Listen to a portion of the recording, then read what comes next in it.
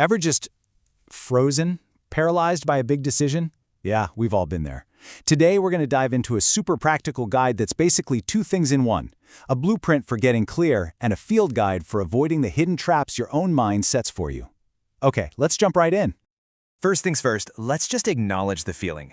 Making a tough call can seriously feel like you're lost in some kind of maze, right? And every single path just looks foggy and uncertain.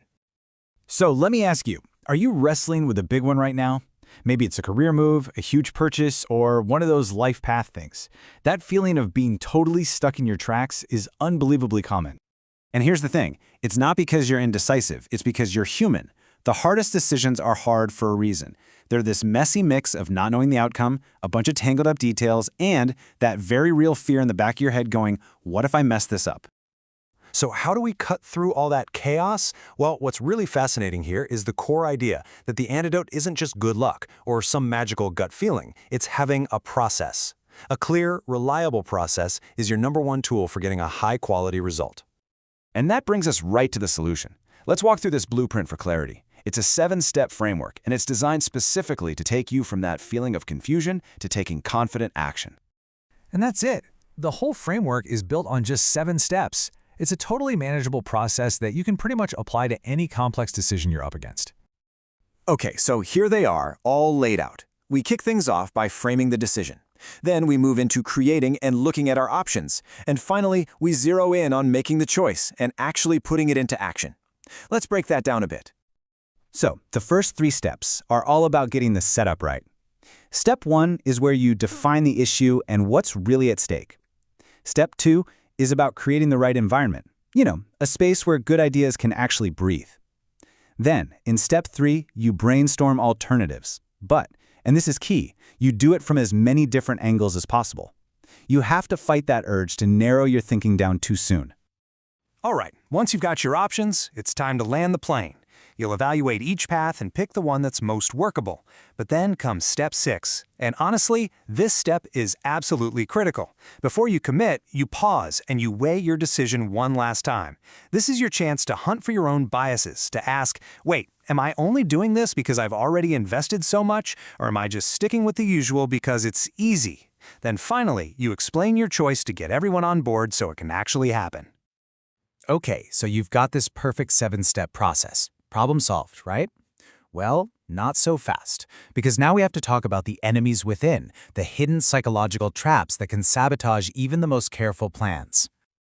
This is such a game-changing question, because so often the biggest barrier isn't the problem out there in the world, it's the distorted way our own brain is looking at it. Let's start with a classic, a sunk cost trap. Oh, you know this one. This is that little voice in your head that screams, "You can't stop now. You've already poured so much time and money into this." It's why we finish bad movies or keep throwing good money after bad.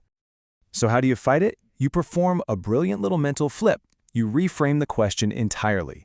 Instead of focusing on what you've already spent, you ask yourself, knowing what I know right now, would I still make this choice today?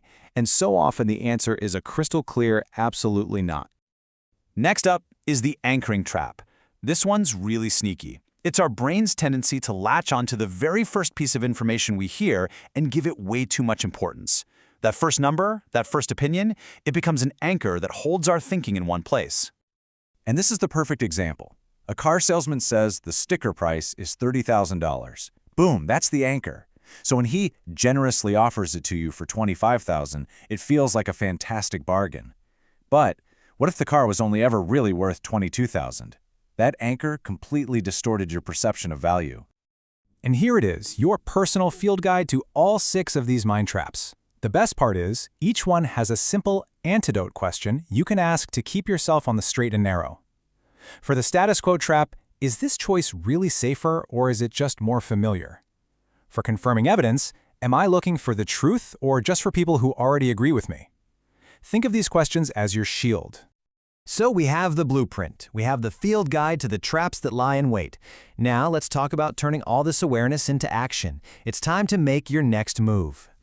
When it all comes down to it, this is the main takeaway. Your absolute best defense is simply awareness. A great decision isn't just about following a process. It's about following that process while keeping a sharp eye out for the biases that are trying to lead you astray. The blueprint gives you structure. The awareness of the traps keeps you honest. So, I'll leave you with this thought. Think about a decision you're facing right now, big or small. Looking at that list of 6 traps, which one do you think is most likely to get you? Because just identifying it, just being able to name it, is the first and the most powerful step you can take toward making a much better choice.